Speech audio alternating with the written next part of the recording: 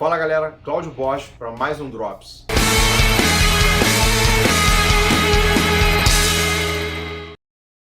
Mas antes de começar, se inscreva no canal, aperte o sininho, nos sigam nas redes sociais para ficar a par do que está acontecendo no Resenhando, ok?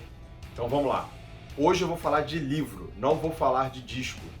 O livro que eu vou falar é um lançamento dos nossos parceiros da Estética Torta.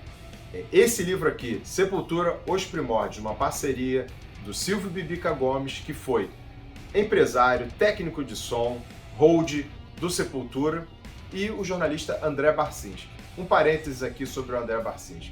Ele é responsável por um dos livros mais legais sobre rock feitos no Brasil. É o livro Barulho.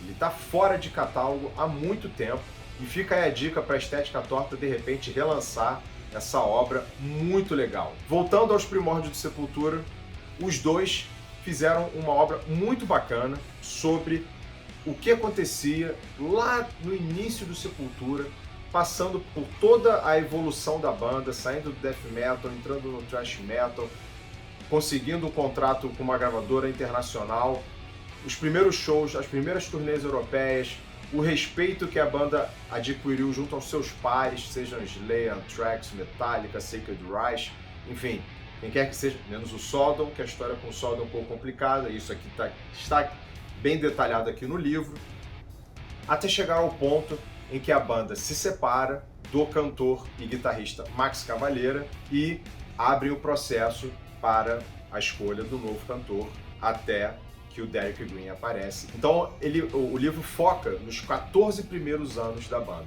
Então tem histórias bem interessantes, como por exemplo, você vai ver toda a precariedade com a qual o Sepultura lidava para tocar. Nem conhecia as marcas que o cara tocava de guitarra, o fato do Igor usar uma vassoura para segurar o prato da bateria, ou seja, tudo muito rudimentar.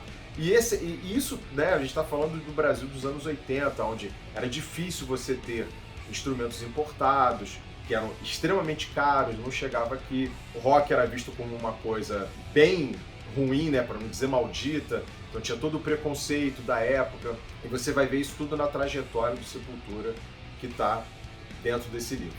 Como isso aqui é uma reedição, já houve uma primeira prensagem há quase 2 décadas, ou seja, algumas informações precisaram de atualizações. Além das atualizações, tem mais fotos inéditas. Existe um compêndio no final do livro que trata da discografia do Sepultura até o Against, que é o primeiro disco com o Derek. Existe uma parte também que trata dos bootlegs ou piratas, né? Que são aquelas gravações não oficiais, podem ser feitas por fãs ou por membros da equipe e são lançadas sem o conhecimento e a autorização da banda. Existem também as faixas soltas que ficaram em compilações e tributos, como por exemplo Symptom of the Universe, que é a cover do Black Sabbath, que está no tributo ao Black Sabbath, né? Team in Black. Então isso só tem nessa edição lançada pela Estética Torta, com uma capa muito mais legal, e existe uma versão também especial, com a capa dura, com o símbolo vazado, bem interessante. A minha é uma edição um pouquinho mais simples, mas o que vale também é o conteúdo, e você pode entrar no site da Estética Torta e comprar a edição capa dura ou a edição com capa mole. O que vale é o registro que está aqui. E é interessante que mesmo alguém como eu, que acompanhou Sepultura desde o início, lá de 85, 86, eu estive nos shows do Sepultura a partir de 1987, eu tive em todos os shows dessa fase do Max até o Roots, então vi shows antológicos no Circo Voador, com Sepultura e Ratos de Porão juntos, um show insano na verdade, Sepultura tocando pela primeira vez no Canecão, na turnê da Rise, Sepultura no Rock in Rio, que foi um show devastador, Sepultura no Hollywood Rock, muito por força dos fãs e o fã-clube fizeram uma campanha para fazer com que o Sepultura tocasse no Hollywood Rock em 1994, na turnê do Chaos AD. Sepultura no Imperator, todas essas casas de shows aqui no Rio de Janeiro. Pude relembrar várias coisas e descobrir outras também. Então é interessante tanto para mim quanto para você, de repente, que não conhece ou não está tão familiarizado com a história inicial da banda. Só tenho uma crítica a fazer, que é o seguinte: nem todas as fotos possuem legendas. E isso, para quem não conhece ou quem está conhecendo a história da banda hoje, é importante saber quem são as pessoas que aparecem em determinadas fotos. Então fica uma dica aqui para que exista a legenda em todas as fotos contidas no livro, que são fotos muito legais. Então a dica é essa, Sepultura, Os Primórdios, tranquilíssimo de ler. Em 2 dias, no máximo, você acaba. É óbvio, tudo vai depender da sua dinâmica de leitura, mas acredito que em até 2 dias você acabe, porque o livro te prende e é de uma linguagem muito tranquila. Você não vai precisar de dicionário para ler, nem nada disso, e as histórias são bem interessantes. Então, Sepultura, Primórdios. Valeu, galera! E vocês ainda estão aí? Então fiquem, porque eu tenho um bônus para vocês, tá? É o seguinte. Quando o livro chega em 1985, ele fala do Rock in Rio.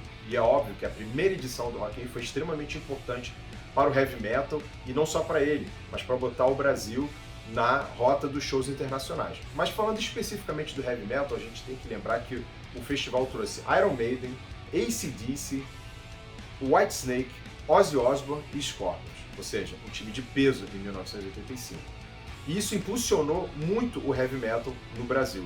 Surgiram revistas, as rádios chegaram a tocar algumas bandas, lojas puseram mais discos de heavy metal em seus acervos, e é dito que a Rádio Fluminense, que ficava aqui na cidade de Niterói, no estado do Rio de Janeiro, lançou o programa Guitarras. Também era conhecido como Guitarras para o Povo, mas Guitarras é muito melhor cá entre nós. Então eles dizem que a Fluminense lançou o Guitarras, só que não.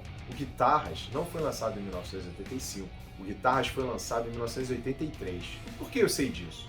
Bem, você pode ir no Google e pesquisar isso, mas eu sei porque eu era ouvinte assíduo do Guitarras.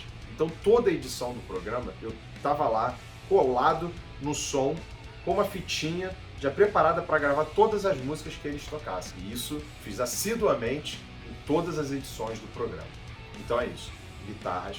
Ele foi lançado em 83 e não em 85, como está no livro. Valeu, galera. Agora eu vou mesmo, hein?